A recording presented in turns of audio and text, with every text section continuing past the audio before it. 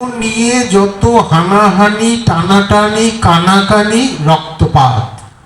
কেন?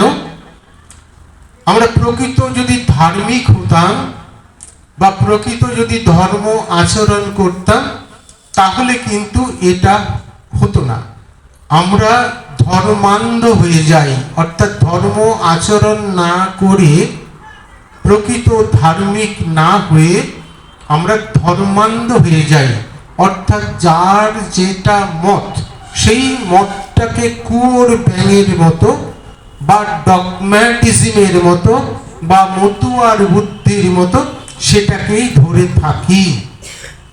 ঠাকুর রামকৃষ্ণদেব বলছেন, তুমি তোমার ধর্মে থাকো, কিন্তু অন্যের ধর্মকেও শ্রদ্ধা করো।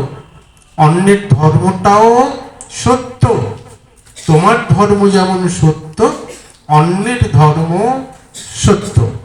গীতাতে একটা কথা আছে, স্বধর্মে নিধনং শ্রেয়, পরধর্ম ভয়াবহ। অর্থাৎ আমি আমার ধর্ম আচরণ করব, সেখানে যদি বলি প্রথাও থাকে সেটাও শ্রেয়, কিন্তু পরধর্ম ভয়াবহ বলছেন। অর্থাৎ অন্য ধর্মকে শ্রদ্ধা করব, কিন্তু আমার অন্য ধর্ম গ্রহণ করার দরকার নেই, ব্যাপটিজমের দরকার নেই। আমি হিন্দু, আমার খ্রিস্টান হওয়ার দরকার নেই। আমি হিন্দু, আমার অন্য ধর্ম অবলম্বন করার দরকার নেই।